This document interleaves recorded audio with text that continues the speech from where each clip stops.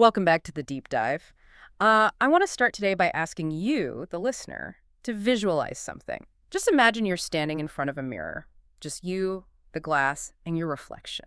It seems like the most ordinary thing in the world, right? You brush your teeth, you check your hair, and you move on. Yeah, it's totally mundane for us, but it's also, it's actually profound. There's a line from a Russian poet, Vladislav Kodasevich, written back in 1924, and he describes standing before a mirror and asking a question that just stops you in your tracks. He asks, is that man their eye, not another? Wow.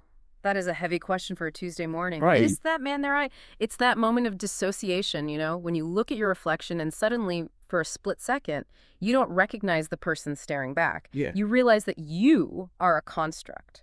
Exactly. It creates a distance between the observer and the observed. And for a very long time, historians in the West have operated under a really specific assumption about that feeling. They claimed that this moment, this sharp individual self-reflection, this I, was an invention, and specifically a European invention. Right, the idea that the individual with a capital I was born in the Renaissance, while the rest of the world was just operating as a collective blob. Precisely. The dominant narrative was that while Europeans were discovering their inner souls, everyone else, whether in Asia or the Middle East, was just part of a herd, defined by their tribe or their religion, but never really by their own unique ego. But today, we are going to take a hammer to that mirror. We are taking a deep dive into a stack of research centered on the book Mirrors of Empire by Muzaffar Alam and Sanjay Subramaniam. And the empire we're looking at is the Mughal Empire, which ruled India from the 16th to the 18th centuries. But before you have flashbacks to high school history class, let me stop you. We are not doing a dry timeline of battles today. We aren't doing a list of treaties. No, definitely not. We are looking at a very specific type of source material. Historians call them Edo documents. Ego documents. That sounds like a folder on a narcissist's laptop. It does, doesn't it? But it's Yeah. actually a technical term. It refers to texts where the author writes about themselves. So memoirs, diaries, travel logs, and even secret intelligence reports. And the mission for this deep dive is to travel from the internal world of the first Mughal emperor, who was, frankly, a bit of a mess, to the external, surveillance-heavy world of his grandson's empire. A world where a poet laureate literally became a spy. It is a fascinating journey from the intimate self to the system. Let's unpack this cultural baggage first, because I think most of you listening, myself included, probably take autobiography for granted. We live in the age of the selfie, the blog, the memoir. It just feels like a universal human impulse to say, here I am, look at me. It feels universal now, but if you rewind to the early 20th century, that was not the academic consensus. You even see this internalized by people outside the West. Take Mahatma Gandhi, for instance. Like Gandhi. Yeah. In the 1920s, he was thinking about writing his autobiography, The Story of My Experiments with Truth. Which is a massive classic now. It is, but at the time, a friend actually tried to stop him. He told Gandhi, don't do it. Writing an autobiography is a practice peculiar to the West. So Gandhi was worried that by writing about himself, he was being, what, too European? Exactly. The fear was that the East was supposed to be about the community, the collective, or the negation of the self for God. The West was the domain of the ego. And this wasn't just a casual opinion. It was backed by heavy-hitting Western philosophy. You had figures like Georges Gusdorf and the historian Jacob Burckhardt. Burckhardt is the Renaissance guy, right? The godfather of Renaissance studies. He looked at 15th and 16th century Italy figures like Benvenuto Cellini. Now, Cellini was a goldsmith, a sculptor, and a complete maniac. He wrote a memoir that is basically him bragging, fighting, and sleeping his way through Italy. A rock star biography, 16th century style. Burckhardt looked at that and said, aha, this is it. This is the moment the individual was born. He argued that before this, in the Middle Ages or outside of Europe, man only knew himself as a member of a race, a people, a party, a family, or a corporation. So according to this old view, if you were in India or Persia in the 1500s, you didn't have a personality. You were just a generic unit of society. That was the implication, yeah. Yeah. But the research for Mirrors of Empire completely dismantles that. The authors show us that the I existed powerfully in the East. It just had different flavors. It wasn't always the I of the rebel artist like Cellini. Sometimes it was the I of the scholar or the I of the mystic. Let's look at the receipts. What were these non-Westerners writing while the Italians were patting themselves on the back? They were writing everything. Look at the Ottoman Empire. You have the Janissaries, the elite slave soldiers. They were writing captivity narratives. You have ordinary people keeping dream logs. Dream logs. Yes. In the Ottoman tradition, Dreams were seen as messages from the unseen world. So people would obsessively record their dreams to understand their own subconscious and their destiny. That is a profound act of self-reflection. That sounds incredibly modern. It's like Jungian analysis, but 500 years early. It really is. And then you have the Arabic tradition. In the 15th century, there was a scholar named Jalal-ud-Din al-Suyuti. He wrote a text with a very pious-sounding title, speaking of God's bounty. Sounds like a sermon. I am nothing, God is everything. You would think so. Yeah. But for al-Suyuti, God's bounty included his own intellect.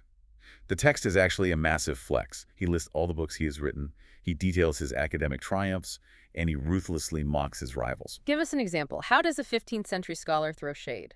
He doesn't do a subtle academic shade, he goes right for the throat. Mm-hmm. He refers to one of his specific rivals in the text as, and I quote, the ignoramus. The ignoramus, I love it. Not my esteemed colleague who was mistaken, just the idiot. It's incredibly direct. And he wasn't alone in this. You have the Indian Arab scholar Abdul Qadir al-Aidarus. He writes a biography of himself where he claims his success was foretold in dreams. He lists the gifts sent to him by rulers from remote Yemen. So he's cataloging his fan mail. He is validating his own importance. He is saying, I matter, my life matters, and I'm going to write it down. So the idea that the self was missing in the East is a total myth. It was there. And nowhere is it more vibrant or more complicated than in the diary of the first Mughal emperor, Babur. Okay, let's talk about Babur, because when I think of a Mughal emperor, I think of the Taj Mahal, I think of Shah Jahan, I think of these distant figures sitting on the peacock throne. But Babur feels very different. Babur is completely different, and a lot of that comes down to the text itself, the Baburnama. Most royal chronicles of that time were written in Persian. Persian was the high language. It was the French of the court, the Latin of the church. It was flowery, rhetorical, and highly structured. But Babur didn't write in Persian. No. He wrote in Chagatai Turkish. That was his mother tongue. It was the language of his tent, his family, his soldiers. Because of that, the Baburnama doesn't feel like a history book. It feels like a blog. It's raw. It's unfinished. It's deeply conversational. And he's not writing from a position of absolute power, is he? He's not sitting comfortably in a palace. Far from it. He writes about a concept he calls quasalik. Quasalik. Let's define that for everyone. It translates roughly to vagabondage or wandering. You have to understand, Babur was a Timurid prince from Central Asia. He had a claim to the throne of Samarkand, but he lost it. He lost his kingdom. He spent years as a refugee, wandering through the mountains of Afghanistan, fighting petty battles, sleeping in the snow. So this is a memoir of failure, essentially, at least the first half. It is a memoir of survival. He describes his own life as a series of disasters. And even when he succeeds, even when he comes down through the Khyber Pass and conquers India, he doesn't sound like a triumphant victor. He sounds like a man who is deeply, profoundly homesick. This is the part that cracks me up. He conquers Hindustan, one of the richest lands on earth, and all he does is complain about it. He hates it. He absolutely hates the landscape. He misses the orderly gardens of Kabul and Samarkand. He writes, "The gardens have no walls. There is no beauty in its people, no graceful social intercourse." No graceful social intercourse. That is such a specific complaint. He sounds like a snob who just moved to a city that doesn't have good coffee shops. He was a Central Asian aristocrat to his core. He valued symmetry, order, and enclosed spaces. India, to him, felt chaotic and open. But the thing that really broke his heart were the fruit. Melons. The melons. Babur was obsessed with melons. In Central Asia, the melon is king. In India, he couldn't find good ones. He grudgingly admits the mango is acceptable, but he writes paragraphs lamenting the lack of muskmelons. It's this sensory detail that makes him so human. He's the emperor, but he's miserable because the food is wrong. It makes you want to give the guy a hug. But we have to be careful, right? Because while he's writing about melons, he's also doing some pretty horrific things. We can't just paint him as a foodie intellectual. No, and the Baburnama is very honest about that, too. This is the religious paradox of the Mughal mind. Babur was a Muslim conqueror. He describes his father as orthodox, yet in the same sentence, notes that his father drank heavily and gambled. Babur himself was a heavy drinker for much of his life. So the rules were flexible. Very flexible guidelines. He even writes about seeking the help of a Sufi saint, Khwaja Arar, to cure his bowel inflammation. He's very open about his body and his ailments, but when it comes to war against non-Muslims, the tone shifts dramatically. Right, when he fights the Rajputs at the Battle of Kanwa. This was the pivotal battle for the empire. He was fighting Rana Sanga, a massive Rajput warrior. Suddenly, Babur the diarist becomes Babur the holy warrior. He frames the battle as a jihad. And after the victory, he does something that's hard to reconcile with the Melon guy. The Tower of Skulls. Yes. He ordered his men to sever the heads of the enemy soldiers and stack them into a tower on a mountain. A literal tower of human heads. It was a terror tactic. It was a message of absolute dominance, borrowing from the tradition of his ancestor, Timur. It's a stark reminder that this self he is constructing is not a modern, liberal individual. It is a 16th century conqueror. And there's another moment that really captures this contradiction. He visits the Jain statues at Urvashi. These are incredible, massive rock carvings. Huge sculptures cut into the cliff face. Babur looks at them. And on one level, he appreciates the craft. He has an artist's eye. But then his religious and cultural sensibilities kick in. He is offended by their nakedness. He writes that their private parts are exposed, and he orders the statues to be defaced. So he destroys art not because he hates beauty, but because he's a prude. Essentially, yes. Yeah. The mirror reflects the aesthete and the brute simultaneously. That is what makes the Baburnama such a rich ego document. It doesn't hide the contradictions. So that's the emperor. But Mirrors of Empire also gives us a look at the people around him, the supporting cast. And they have their own mirrors. We have the cousin, the servant, and the sister. These are the voices from the shadows. Let's start with the cousin, Mirza Haidar Duglat. He sounds like the wilder, rougher version of Babur. He was a Mughal from the eastern regions near Kashgar. He wrote a history called the Tariq-i-Rashidi. Mirza Haidar is a strict Sunni Muslim. He is very intolerant of anything he considers heresy, but he ends up conquering Kashmir. And Kashmir is famous for its beauty and its temples. Exactly, and this is where Mirza Haidar's brain kind of short-circuits. He wants to hate the infidels. But he stands before the great Hindu temples of Kashmir, and he is floored. He describes the stone carvings, laughing and crying persons, and admits that the viewer is astounded by the craftsmanship. It's that cognitive dissonance again. I'm supposed to hate this, but it's magnificent. It shows that the aesthetic experience could sometimes completely bypass the ideological programming. Now let's talk about the servant. This is one of my favorite parts of the research. Johar Aftabchi. Johar is a gem. His last name, Aftabchi, is actually his job title. It means ewer bearer. So he's the guy holding the water picture? He's the guy who holds the jug of water so the emperor can wash his hands. He served Humayun, Babur's son. Now, Humayun had a tough life. He lost the empire his father built and had to go into exile in Iran. Johar was with him the whole time. And Johar wrote a memoir. 30 years later. And because he was a servant, not a general or a vizier, he notices things the official historians completely ignore. He gives us the gritty, intimate details. Like the silver glove. Tell us about that. This is such a small moment, but it speaks volumes. Humayun is fleeing for his life. He turns to Johar and asks, "Didn't we entrust a bag to you containing sharukis, which are coins?" A silver glove. A silver glove. Just a random object, maybe an heirloom, maybe part of armor. But the fact that the emperor is asking his water bearer about it, "Hey, do you have that glove?" It shows the breakdown of hierarchy. They were just two men trying to survive. It humanizes the emperor in a way official history never does. But the Johar also sees the horror up close. The blinding of Prince Kamran. That is the dark side of the intimacy. Kamran was Humayun's brother. He rebelled constantly. Eventually, Humayun had no choice but to blind him to stop the rebellions. Johar is in the tent. He describes the men coming in with the lancet. He describes the lancing of the eyes. And he notes with this chilling objectivity that the prince did not cry out. He just groaned. It's visceral. You can practically smell the fear in that description. It strips away the pageantry. This isn't the king dispensed justice. This is a man had his eyes poked out while his brother wept. And speaking of weeping brothers, that leads us to the sister, Gulbadan Begum. Gulbadan is a unique voice. We have very few pre-modern memoirs written by women in this context. She wrote the Humayun-Nama, and her mirror reflects a totally different world. She doesn't care about the revenue statistics or the military formations. She cares about the family. She cares about the domestic network. She describes the mystic feast and the social gatherings. She highlights the role of the older women, the Begums, who were the glue holding the dynasty together. And she is furious about the violence. She has a strong opinion on Kamran, right? She hates him. She calls him a fratricide because he was responsible for the death of her favorite brother, Hindal. For the male historians, Hindal's death was a casualty of war. For Gulbadan, it was a murder in the family. She brings the emotional cost of empire to the surface. So up to this point, we are deep in the personal. We have Babur's melons, Johar's glove, Gulbadan's grief. These are memoirs of struggle. But then the research describes a pivot. The narrative changes. Yes. We move to the late 16th century, the reign of Akbar, Babur's grandson. The context is completely different now. The empire is no longer a fragile idea. It is a massive superpower. It is settled.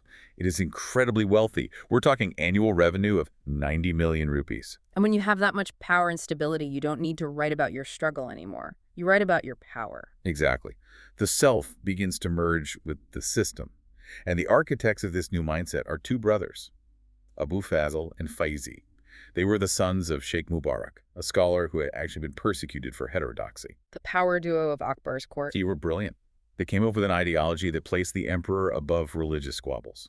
Abu Fazl was the grand vizier and historian. Faizi was the poet laureate. And Faizi, well, let's just say he didn't suffer from low self-esteem. Not at all. Faizi writes a poem called Nasheed al-Safar. In it, he compares his own journey to the path of the sun. He literally claims that he has no competitor in the universe except the angel Gabriel. Me and Gabriel, we're the only ones on this level. That is quite a flex. It's the illuminationist philosophy. Faizi sees himself and Emperor Akbar as joined by rays of light. The king is the sun, and Faizi is the ray connecting the sun to the world. He isn't just a guy writing poems. He is a cosmic instrument of the state. Now, because he is this cosmic instrument, Akbar decides to use him for something very practical.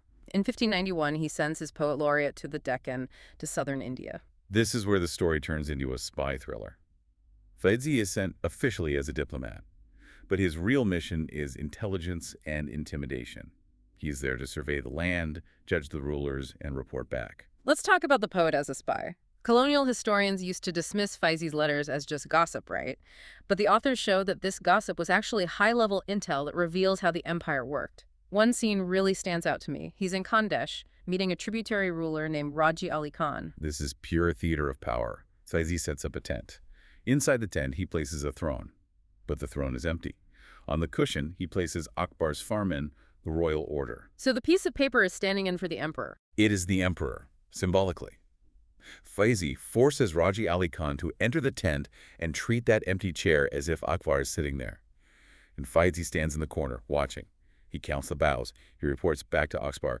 Raji Ali performed 25 taslims. 25 deep bows. He's literally keeping score. He is quantifying submission. He even makes Raji Ali bow to the emperor's horses. It's a way of saying, you are so beneath us that even our livestock commands your respect. That is humiliating, but it's effective. Faizi is testing the waters. How loyal are these guys, really? But he's not just watching the locals, he's also watching Akbar's own officials along the road. He's acting like a secret administrative inspector. He is the inspector general. He travels along the road and judges everyone. He praises an old official in Ludhiana named Hafiz Rahmat because he walks on foot to prove he isn't infirm. Faizi loves that efficiency, vitality. But then he meets Bulan Khan in Saranj. Bulan Khan was a eunuch governor. Faizi destroys his reputation in his report. He finds out Bulan Khan is tearing down houses just to sell the timber. Faizi writes this poetic, damning line. His limbs trembled with age, yet his heart remained as stony as ever. You do not want a poet writing your performance review. That stony heart line is going to be in your file forever. It shows that Faizi is judging the moral health of the empire. He's the eyes of the king. And interestingly, amidst all this judgment, he has a moment of pure nostalgia. He visits Fatehpur Sikri. Fatehpur Sikri is the famous abandoned city, right? Akbar built it and then just left it. Yes. By 1591, it's a ghost city. Faizi walks through the empty palaces his master built. He laments the ruins, writing that the earthen buildings have collapsed. It's a moment of real melancholy. But notice what he does next. He doesn't dwell on the failure. He immediately pivots to praising the city of Agra. He says Agra's climate is worth 100,000 Baghdads. He stays on message. Okay, that city failed, but our new city is better than Baghdad. He's a propagandist. He is a patriot of the system. He always brings the narrative back to Mughal greatness. So he moves further south into the Deccan. And here we get to the sour melons of Ahmadnagar.